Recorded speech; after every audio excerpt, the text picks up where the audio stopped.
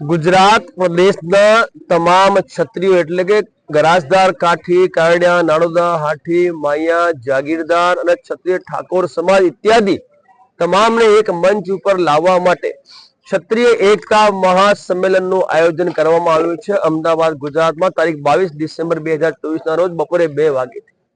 ભૂતકાળમાં જે ઘટનાઓ ઘટિત થઈ છે એ ઘટનાઓનું પુનરાવર્તન રોકવા માટે તમામ ક્ષત્રિયોને મંચ પર લાવવું અનિવાર્ય છે।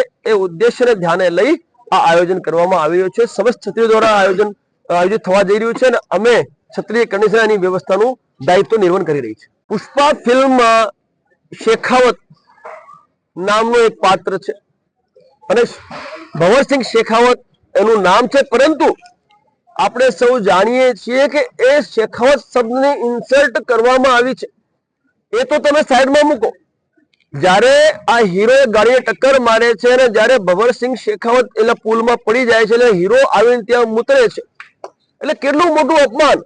અને લગાતાર એ એવા સ્ટેટમેન્ટ આપે છે શેખાવત શું કરી લેશે શેખાવત। એટલે આ ફિલ્મ ઇન્ડસ્ટ્રી વાળા ક્ષત્રિયોને પાછળ શા માટે પડ્યા છે એ અમારે જાણવું છે।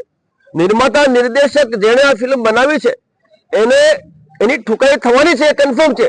જે દિવસે કરણી હસ્તે ચડ્યો એટલે કરણી સૈનિક ઠોકવાના જ છે અને એને ઠુકાઈ કર્યા વગર આપણે ઓપ્શન જ નથી। કારણ કે આ જે વર્ષોથી ચાલ્યું આવ્યું છે, અમે જોયું વર્ષોથી આ ક્ષત્રિય સમાજને બદનામ કરવાનું કાર્ય આ જે ફિલ્મ ઇન્ડસ્ટ્રી છે એ કરી રહી છે। એને રોકવા માટે આમને માત્ર ઠોકાઈ એક વિકલ્પ છે। એટલે અમે કીધું છે કરણી સૈનિકને જ્યાં નિર્માતા નિર્દેશક મળે એને ઠોકવાનું છે અને કુટાઈ કરી જ નાખવાની છે। એટલે ભવિષ્યમાં વિચારોની અભિવ્યક્તિ નામે આ લોકો આવી ફિલ્મો ના પડશે।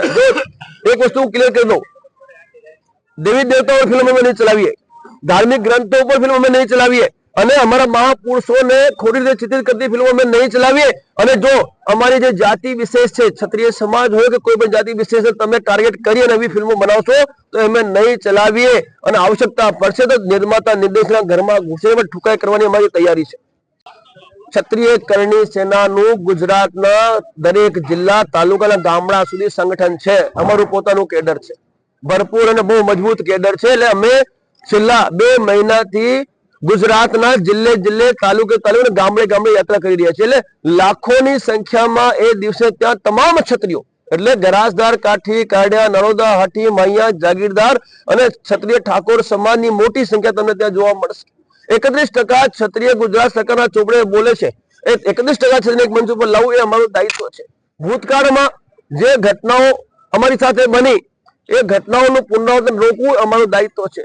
એટલે આ જે આયોજન છે એના માધ્યમથી અમે તમામ ક્ષત્રિય મંચ પર લાવવા જઈ રહ્યા છીએ તાકી ભવિષ્યમાં જ્યારે આવશ્યકતા પડે સમાજને કોઈ પણ જાતના આંદોલન કે કોઈ પણ જાતના સંમેલનની તો આ લોકો એક મંચ ઉપર આવી અને ન્યાય અધિકારની વાત કરી શકે। આપ સૌ જાણો છો કે રાજનૈતિક ક્ષેત્રમાં અમારી ગૌર ઉપેક્ષા થઈ રહી છે વર્ષોથી, એનો જવાબ આપવા માટે બધા સંમેલન છે।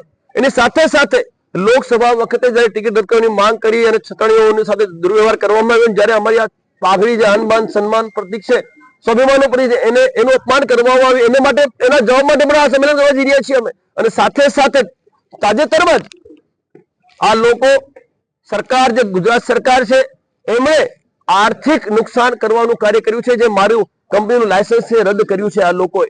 એટલે જયારે અમે ઘોષણા કરી કે અમે યાત્રા પર નીકળવાના છીએ ગામડે એટલે આ લોકોએ અમને રોકવા માટે અમારા વ્યાપાર ઉપર પ્રહાર કર્યું। હવે એ વ્યાપાર પર પ્રહાર જે કર્યું એનો પણ જવાબ આપવા માટે અમે એ દિવસે સંમેલન કરવા જઈ રહ્યા છીએ। એટલે તમામ જે ઘટનાઓ છે ઘટનાના જવાબ રૂપે અમે સંમેલન કરવા જઈ રહ્યા છીએ અને ભવિષ્યમાં ઘટનાઓનું પુનરાવર્તન ના થાય રોકવા માટે પણ અમે લોકો એ દિવસે એ મંચ ઉપર બધા અવાજ જોઈ રહ્યા છીએ।